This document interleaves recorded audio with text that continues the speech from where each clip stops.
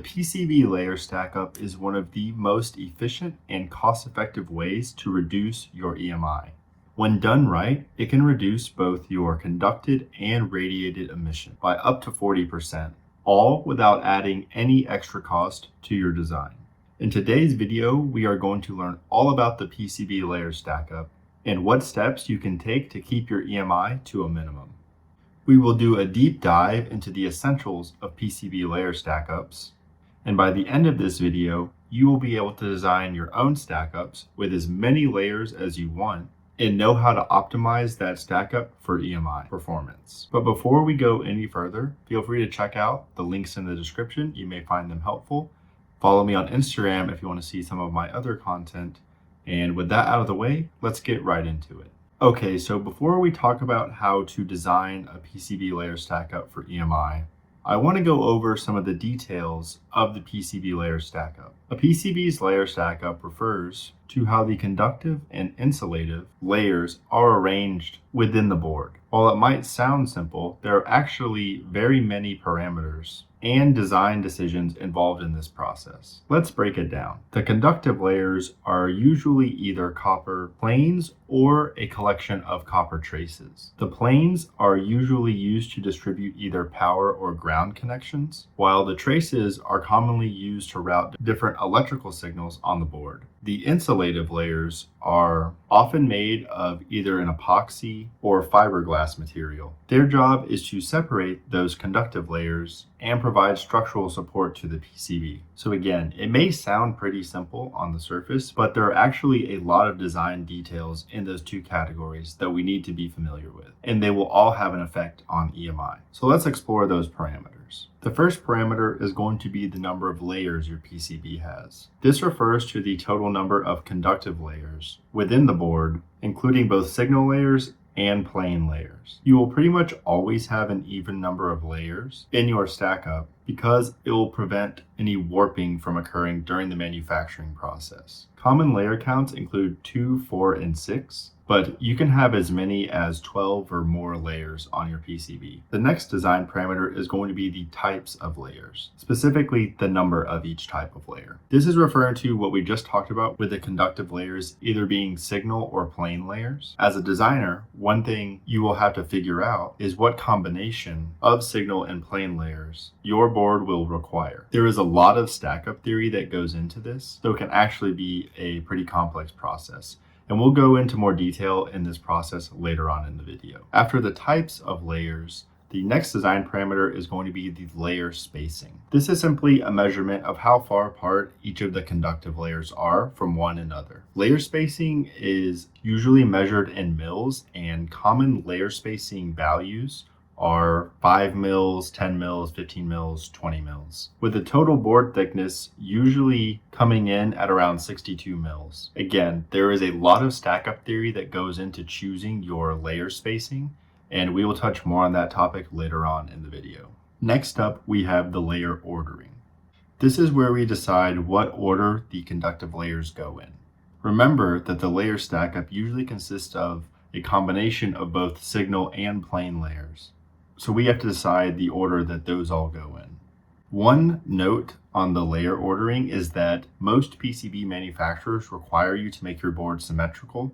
And the reason for that is they don't want any warping to occur during the manufacturing process whenever the board is heated and cooled multiple times. And the last stackup parameter is going to be the layer purpose. When doing your PCB routing, you'll want to go into it with a plan of which signals and which connections go on what layers. For example, one plane layer's purpose may be to distribute the 3.3 volt supply, and one signal layer's purpose may be to only handle high frequency signals. Again, there is a ton of stackup theory that goes into making these decisions that we'll cover in a later video. I just want to introduce you to the topic for now. All in all, these design parameters play a key role into your PCB's overall EMI performance. Proper understanding and execution of the principles we are about to learn will really help improve your board's EMI performance, while the mismanagement of these design parameters can prove to be very detrimental to your board's EMI performance. So now that we understand what the PCB layer stackup is and what all of the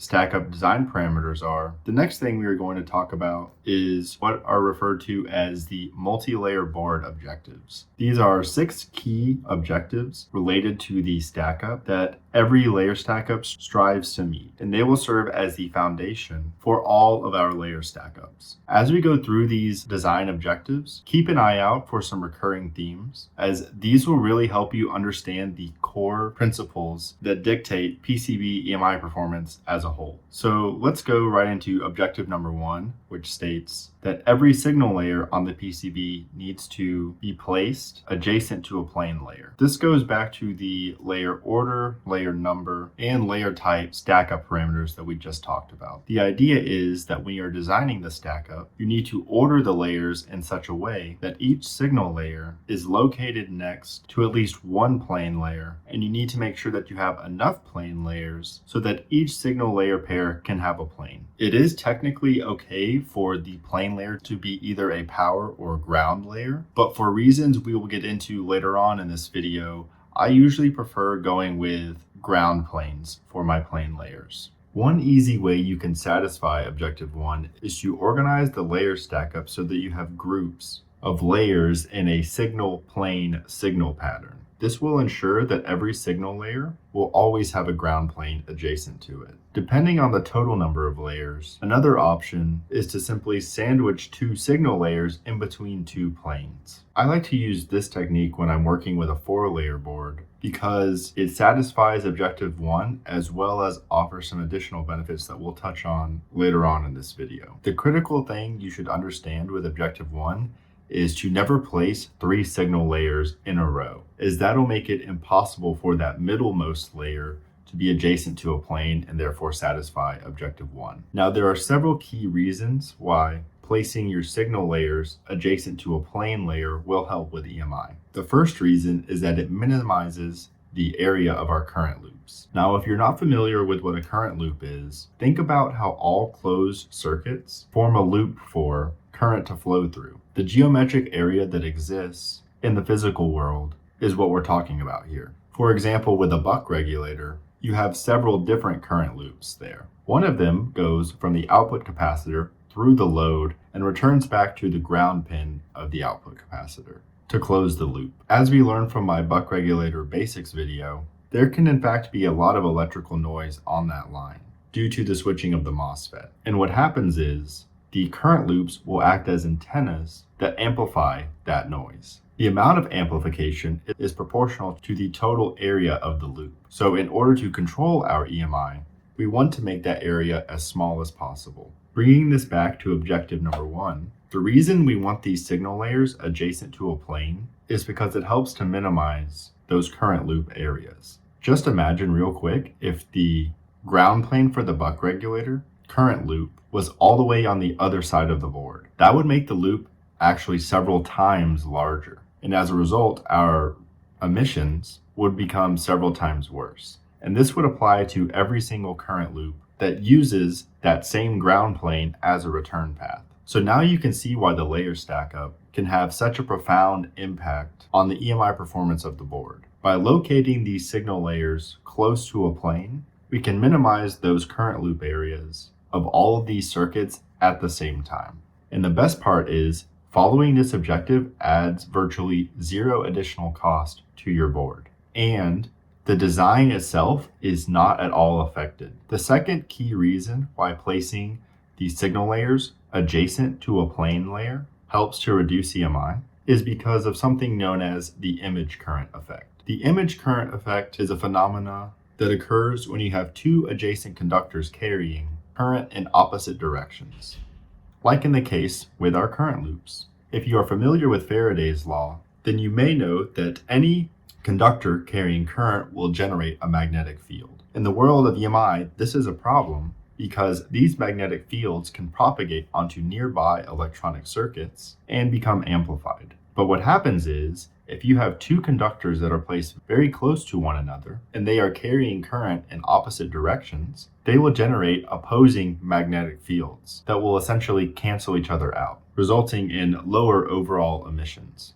This is why I said I usually like to use ground planes over power planes for objective 1, is because you can take advantage of the image current effect much more easily if you have a return path connection right underneath your signal trace. Another benefit of placing signal layers close to plane layers is that the plane layers will act as a sort of shield that protects the signal layers from the outside world and vice versa. The way it works is the large copper plane acts as literally a shield that reflects and absorbs any electromagnetic fields being generated by the signal traces. This prevents unwanted radiation from spreading out and being amplified by other parts of the PCB. It is very similar to a Faraday cage, if you're familiar with what that is. And the final reason why placing a plane layer adjacent to a signal layer will help reduce EMI is that it will create a very low impedance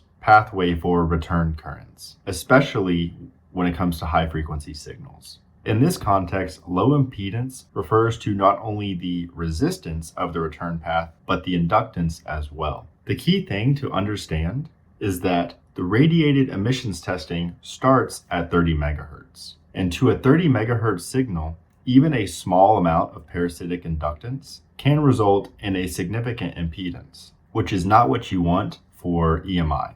For this reason, we want to create very low impedance pathways to ground for noise to travel through in order to reduce our overall emissions. By placing a plane layer adjacent to signal layers, we can significantly reduce the amount of parasitic inductance and therefore improve our ability to filter out that high frequency noise. So in conclusion, placing signal layers adjacent to plane layers helps to reduce EMI by making our current loops smaller, by reducing signal noise through the image current effect and shielding, and creating a low impedance, low inductance pathway for return currents. Now, I know this probably feels like a ton of information to try to digest for just one of the PCB layer stackup objectives, but I promise it gets much easier from here on out.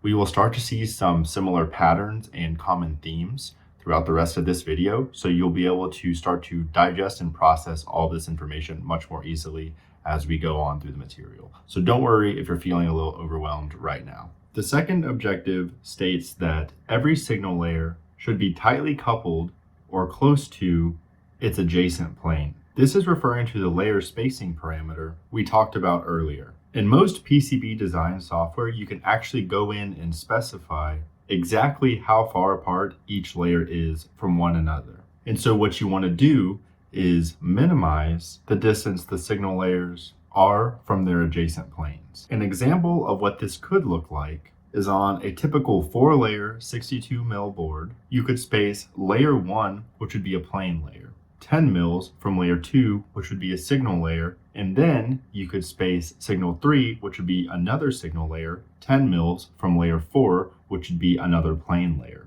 And then to get the standard 62 mil thickness, you would space layer 2 and layer 3 40 mils apart. One thing to look out for is that most PCB design software will default to equal spacing between each layer. So if you want to make sure that you're satisfying objective 2, you will need to actually go in and set the spacing yourself. There are several key reasons why placing signal layers close to their respective planes will help with EMI performance. The first one, of course, is because it helps to minimize those current loops. Just like in the objective 1 example that we talked about, imagine a board with 20 mil spaced layers versus a board with 10 mil spaced layers. The 10 mil spaced layer will have a current loop area that is roughly half the size of the 20 mil spaced board. This would significantly impact your emissions because we know that the amount of signal amplification is directly proportional to the area of those current loops.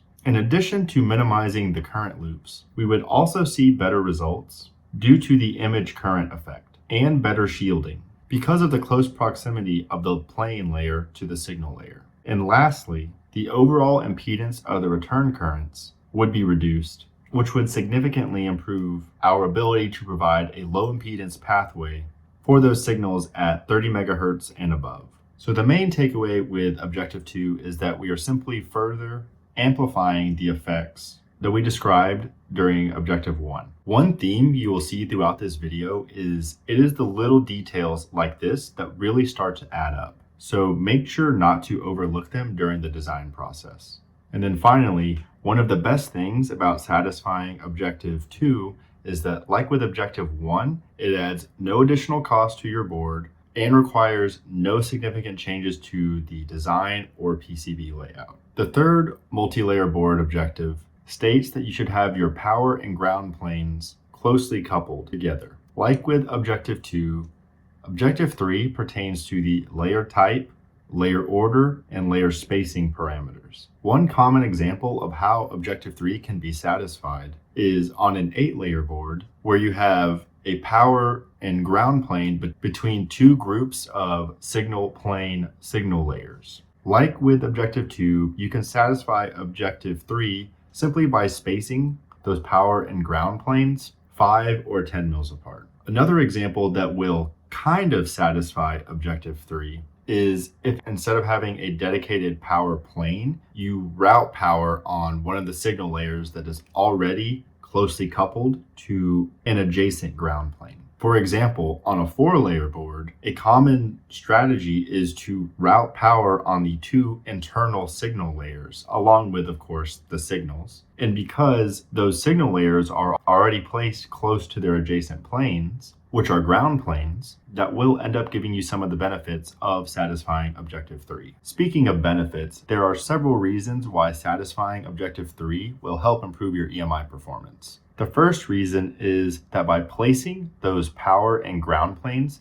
close together, you increase the capacitive coupling between the two layers. And this enhances their ability to filter out any unwanted noise. Think about how you already place decoupling capacitors between power and ground. Now just imagine that the entire power plane is now just one big capacitor.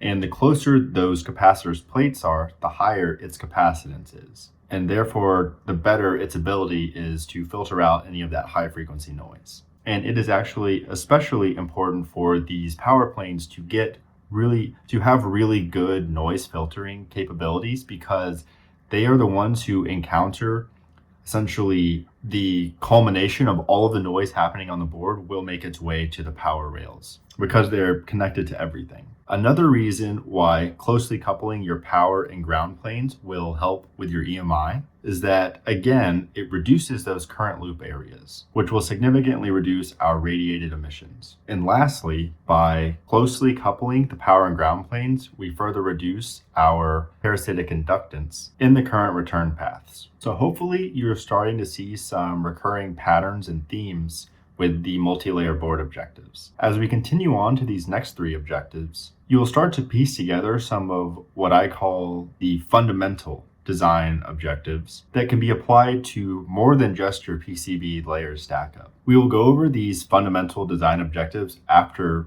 the multi-layer board objectives, but it's just something I wanted to sort of prime you for when we get to it. The 4th objective states that high-speed signals should be routed on internal layers between planes. A couple important notes on this objective. One is that the internal layers do not have to be adjacent to the plane layers that they are in between. So there can actually be a 1 or 2 layer spacing between the high speed signal layers and the plane layers that they are between. Number 2 is the term high frequency is sort of a subjective term, in my opinion. I think we can actually broaden this objective to refer to not only any high-speed signals, but also to include any potentially problematic signals for EMI performance. And I will explain more about this when we get on to the theory behind this objective. A classic example of what this could look like is a 6-layer board where we have layers 3 and 4 allocated for the high-frequency signals. Layers 1 and 6 can be allocated for any other signals, and layers 2 and 5 are going to be our planes. By doing our layer order in this configuration, we can satisfy objective 4. The main reason why routing those high frequency or EMI critical signals on the internal layers helps with EMI performance is because it takes advantage of the shielding effect that the planes have. As we mentioned previously, all traces carrying a current generate a magnetic field. And in the case of these high frequency signals, they are more likely to generate harmonics that are problematic for EMI. One pro tip I will give for this objective is to use ground planes for your shielding planes. If you do this, you can also place what are referred to as stitching vias, which run between the two ground planes and create a sort of Faraday cage around the board, which has incredible EMI mitigation properties. One thing I also like to do is place a lot of those stitching vias around the outside of the board to really take advantage of this Faraday cage effect. So in conclusion, this objective is actually very specific and can come in handy for specific scenarios. It emphasizes the importance of shielding and how problematic signals can be dealt with using this technique. Objective 5 states that we should use multiple ground planes. This is probably the most straightforward and easy to satisfy objective out of all of the multi-layer board objectives. A good example of satisfying objective 5 would be on a 4-layer board where we have dedicated layers 1 and 4 to be ground planes. Another technique you can employ to satisfy this objective is to fill up any empty space on the board with ground cores, in addition to having designated ground planes. The reason for using multiple ground planes is simple.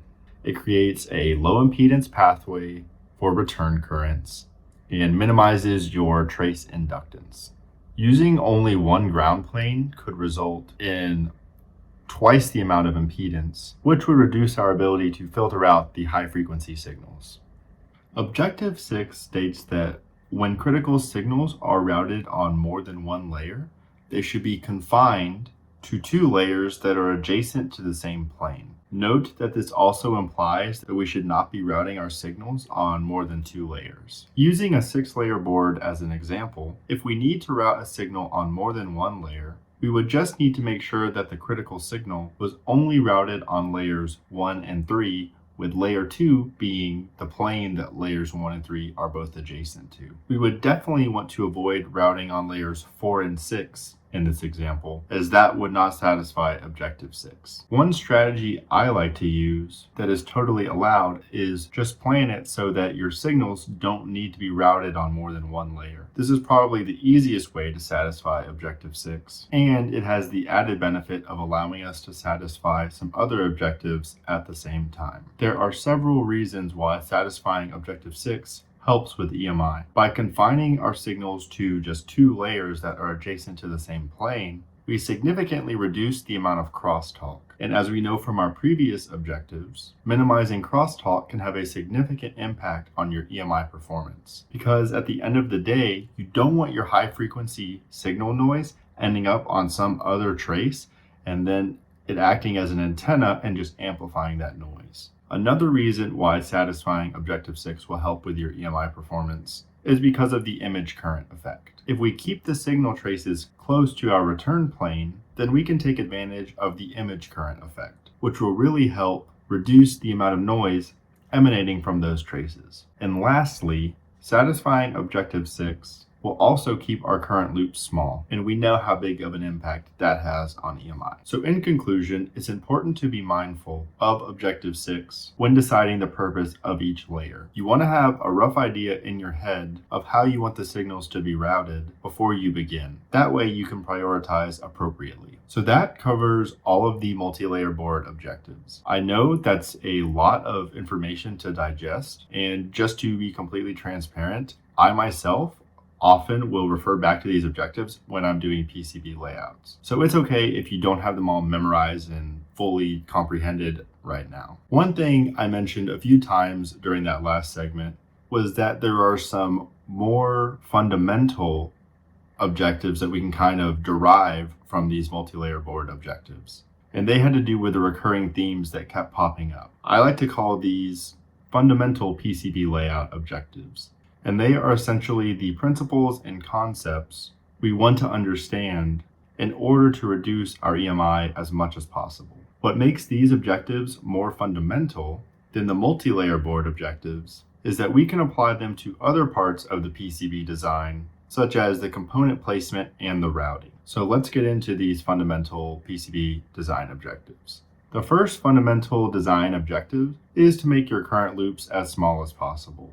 This shouldn't be much of a surprise since it was one of the most common themes during the last segment. The important thing to remember with this fundamental design objective is to be mindful and intentional about the current loops you're creating when you're doing your PCB layout, specifically when you're doing the component placement and the routing. The next fundamental objective is to keep the parasitic inductance to a minimum. This was another common goal that the multi-layer board objectives sought to accomplish. Think about it this way. Radiated emissions testing starts at 30 megahertz. And to a 30 megahertz signal, even a tiny amount of inductance will result in a significant impedance. The next fundamental objective is keep crosstalk to a minimum. The key takeaway here is that crosstalk can still be a problem for EMI, even if it's not affecting the functionality of your circuit. Typically, when we think about crosstalk, we think about the signals on one trace interfering with the signals on another. But in the case of EMI, even if the circuit is still functioning just fine, crosstalk can still be happening and hindering your EMI performance. Another common objective we saw was to utilize shielding whenever possible. The strategic use of planes can have a big impact on your EMI performance. This can extend to objectives beyond PCB layout. By using shielded cables, or even putting the board inside an enclosure. So in conclusion, by applying these more fundamental PCB design objectives, you can further enhance your efforts to minimize EMI in your designs. When combined with the multi-layer board objectives, these approaches can significantly improve your EMI performance. Okay, so the next thing I want to do is show you some examples of boards with different numbers of layers and give you an example of what an ideal PCB layer stackup could look like for each one. This will give you a good idea of how the multi-layer board objectives interact with each other and some of the techniques and strategies we can use to satisfy multiple objectives at the same time. One of the most common misconceptions I hear when teaching engineers about PCB layer stackups is they think you have to satisfy all 6 objectives to create a well-performing stackup, and that could not be further from the truth. As you will see when we get into the examples, there are many cases where you will only be satisfying maybe 3 or 4 of the multi-layer board objectives. And even that is in the most ideal of scenarios, not taking into account any of the other design requirements that could exist in your project. Another common misconception is that engineers think all of the multi-layer board objectives are equally important, and that is also not the case. Usually there are 1 or 2 objectives that need to take priority over the other ones, and that kind of varies on a case-by-case basis based on your design. As you progress and gain more experience with designing for EMI, you will start to learn what you can and cannot compromise on, and what has the most impact on your designs. As an engineer, one of the most critical skills that you can develop is learning how to balance all of the design requirements and produce a solution that is acceptable to every stakeholder. So now let's get into some actual examples. The first example stackup I want to look at is for a 4-layer board. A 4-layer board is one of the most common layer counts you will see because it provides a good balance between affordability and flexibility. There are plenty of examples of 4-layer boards that have very good EMI performance. An example of one is as follows. Starting with the layer order parameter, we want to do a plane signal signal plane pattern. For each layer's purpose, we can designate the first and the 4th layers to be ground planes, while layers 2 and 3 will be designated as signal routing layers. For the power distribution, we can use a technique where we route power on the internal signal layers. So for example, we could use copper pores that just fill up the empty space on the signal layers, or we could just have designated traces for routing the power. For the layer spacing, we can do 10 mils between layers 1 and 2 and 3 and 4, and then 40 mils between layers 2 and 3 to give us that 62 mil standard board thickness. And that is the complete PCB layer stack up for a 4-layer board. This is actually one of my favorite examples of a good PCB layer stack up because it satisfies many of the multi-layer board objectives with such a low layer count. Objective 1 is satisfied because there is a ground plane that is adjacent to both signal layers. Objective 2 is satisfied because we have closely coupled our signal layers to their adjacent planes by placing them only 10 mils apart. All of our signals are routed on internal layers, which satisfies objective 4. And lastly, we satisfy objective 5 by using multiple ground planes. I also want to make an honorable mention for objective 3, which, if you remember, states that the power and ground plane should be closely coupled.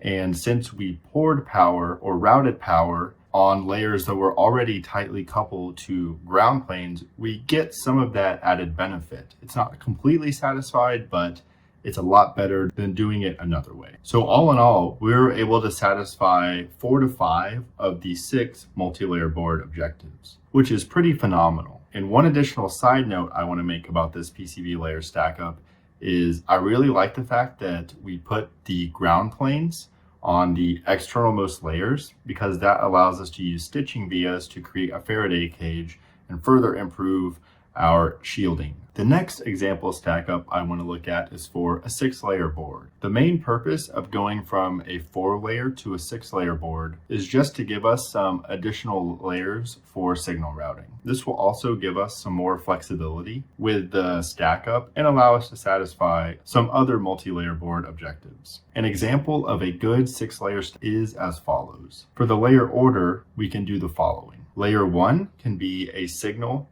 plus power layer. Layer 2 will be a plane layer. Layer 3 will be signal layer. Layer 4 will be a signal layer.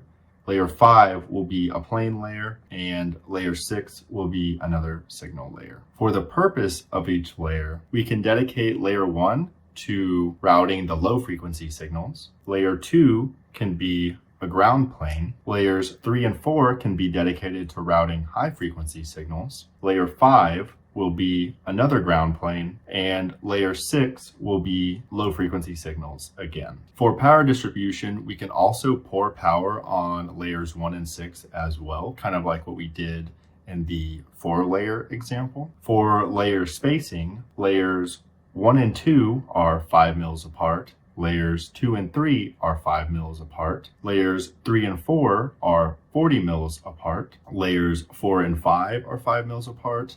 And layers 5 and 6 are 5 mils apart to give us our standard 62 mil board thickness. Let's review all of the multi-layer board objectives we satisfy with this stack up. Objective 1 is satisfied because every signal layer is adjacent to a plane layer. Objective 2 is satisfied because those signal layers are tightly coupled to their adjacent plane layers. Objective 5 is satisfied because we are using multiple ground planes.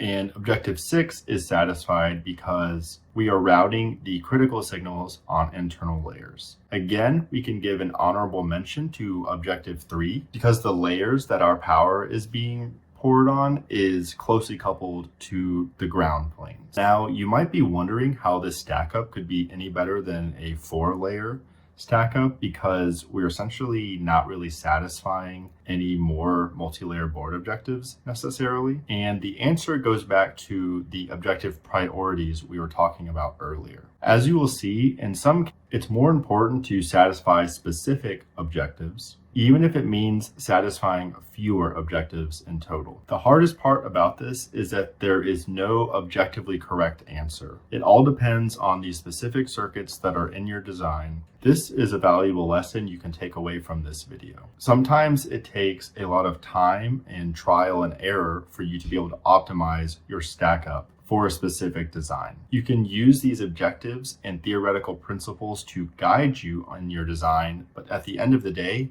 empirical data is going to dictate what your design decisions are. The final example I want to take a look at is for an 8-layer board. 8-layer boards are typically used to satisfy even more of the multi-layer board objectives. In fact, this is the minimum number of layers that is required to satisfy all 6 board objectives. An example of a good 8-layer stackup is as follows. Layer 1 is plane, layer 2 is signal, layer 3 is plane, layer 4 is signal, layer 5 is signal, layer 6 is plane, layer 7 is signal, and layer 8 is plane. For the layer's purpose, layers 1, 3, and 8 can be dedicated ground planes, while layer 6 can be a power plane if you want.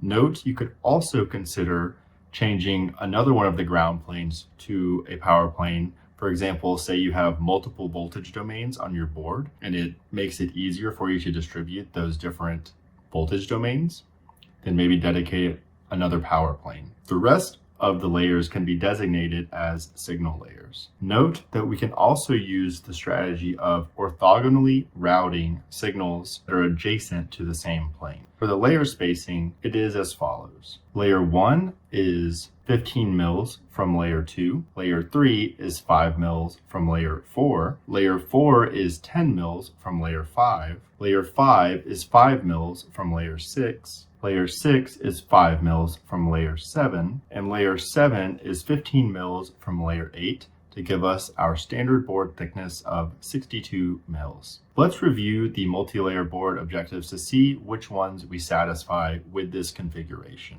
We satisfy objective 1 because all signal layers are adjacent to a plane layer. We satisfy objective 2 because those signal layers are tightly coupled to their adjacent planes. We satisfy objective 4 because all of our critical signals are routed on buried layers between planes. We satisfy objective 5 by using multiple ground planes. And we satisfy objective 6 by routing our critical signals adjacent to the same plane. One bonus example I want to mention real quick is that of a 2-layer board. A 2-layer board is a special case because you can't actually satisfy any of the multi-layer board objectives using a 2-layer board. The main reason a 2-layer board is usually chosen is solely for cost, and it actually poses a significant challenge to us as engineers in order to get it to have good EMI performance. Nevertheless, it is still possible to design a well-performing 2-layer board. The secret to doing so goes back to the fundamental PCB design objectives that we talked about. So focusing on keeping your current loops small, reducing parasitic inductance as much as possible, minimizing any potential crosstalk that could be happening between signal traces, and minimizing any potential signal crosstalk are all good strategies when dealing with a 2-layer board. So now that we have covered several different examples of PCB layer stackups, I want to show you how you can build a well-performing stackup of your very own with as many layers as you want. To do this, we are going to use what are referred to as the basic building blocks of PCB layer stackup, and there are 2 main ones. These are functional groups of layers that we can put together in different combinations to construct a PCB of any number of layers. The first building block is going to be a 3-layer building block.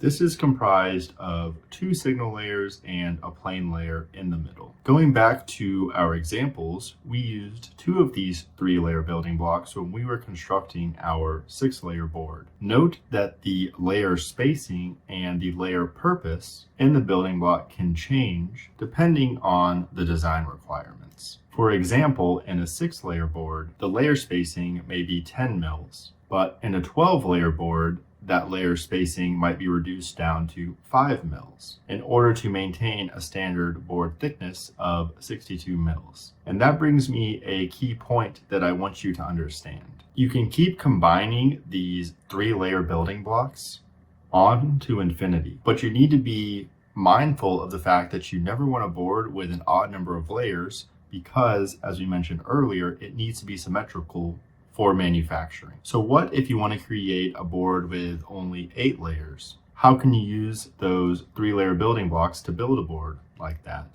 And the answer is our next building block that we will talk about, which is a 2-layer building block. The 2-layer building block consists of a power plane and a ground plane. So let's say you want to build that 8-layer board. What you would do is use 2 sets of the 3-layer building blocks and then 1 set of the 2-layer building block. You would want to combine these building blocks in such a way as to satisfy as many of the multi-layer board objectives as possible or meet whatever specific requirements that your design has. But at the end of the day, these building blocks give you a lot of flexibility with how you do your layer stack up. So together with the 2 and 3 layer building blocks, you can build a stack up with as many layers as you want. The only limit is your imagination. Okay, so now that you know all about the multi-layer board objectives, you've seen some examples, you know about the basic building blocks so you can build own PCB with as many layers as you want. Let's talk about how to build your layer stack up from scratch. The first step is to determine how many signal layers your board needs. This is usually based on routing density. So in other words, if you have a lot of signals and a lot of components compacted into a very small area, then you might need a higher signal layer count in order to properly route all of those signals. Then, depending on your board's budget,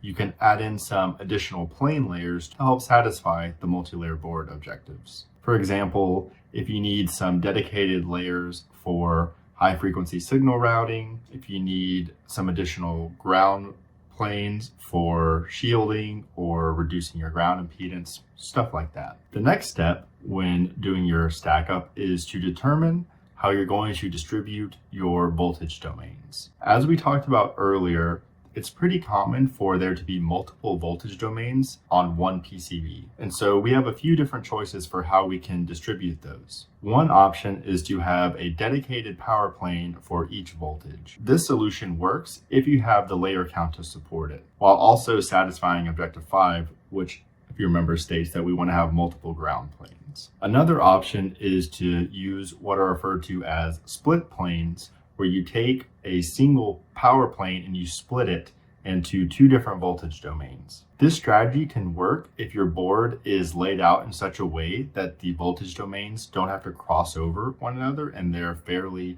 separated. But just note that some additional steps will need to be taken to deal with the EMI problems that split planes cause. But we will talk about that in another video. And lastly, my personal favorite option is to pour power on some of the signal layers. And I think this option is great if you don't have a lot of layers in your budget. The next step after deciding how you're going to distribute power is to assign each layer pair to a solid reference plane. This goes along with Objective 5, which states to only route on layers that are adjacent to the same plane. From my experience, planning ahead to satisfy this objective really makes a difference. Trying to figure out in the middle of doing the routing is actually very challenging and often leads to more problems. So I recommend getting ahead of it and thinking about this before you even start laying copper. Then after that, we want to start pairing our power and ground planes. This is referring to multi-layer board objective number 3, which, if you remember, states that we should closely couple our power and ground planes, as well as the fundamental PCB design objective, which states that we should keep our current loops as small as possible. By pairing our power and ground planes, we can space them in such a way that they are tightly coupled, therefore satisfying multi-layer board objective 5 and the fundamental board objective we just talked about. And this goes hand in hand with the next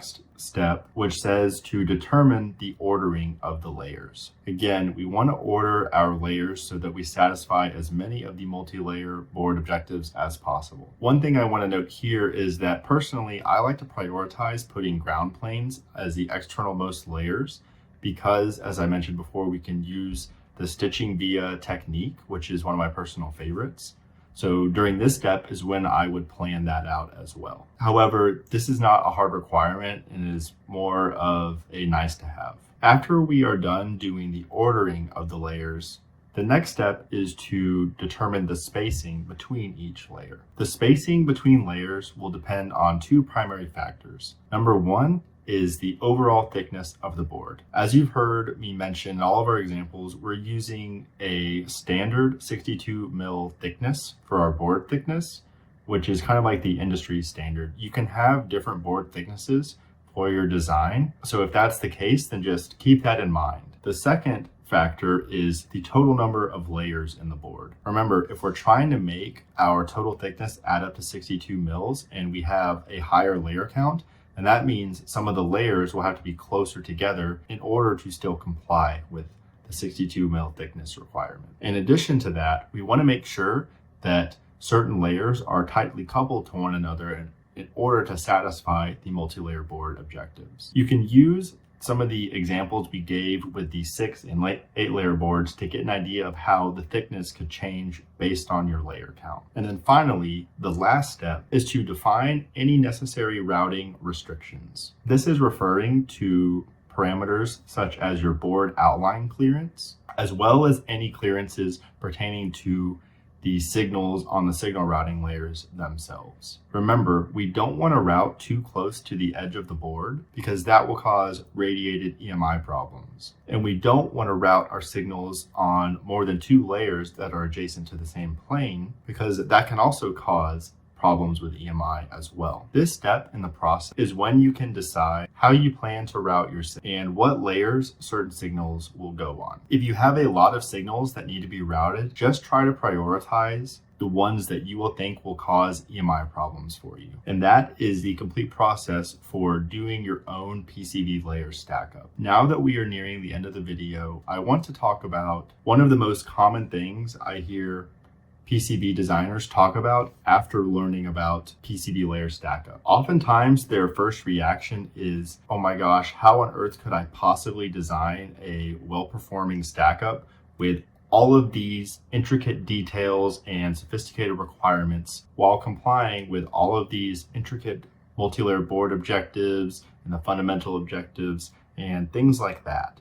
It just seems impossible. To answer this question, I'll just share with you a secret I've learned from other designers with a lot more experience than me. And that is, just do the best you can. Like we talked about with the multi-layer board objectives, it is possible to design a well-performing board without doing everything 100% perfect. When it comes to EMI, a lot of conventional wisdom actually says that about 10% of your circuits cause about 90% of your EMI problems. So if you focus on just satisfying all of the objectives and requirements for just that 10%, then in most cases, you can design well-performing boards. Now, I'm not going to mislead you. Designing for EMI can be quite challenging and is definitely a learning process that takes a lot of trial and error and just time and effort. There's no shortcuts or easy way around it. And you're not going to become an expert overnight.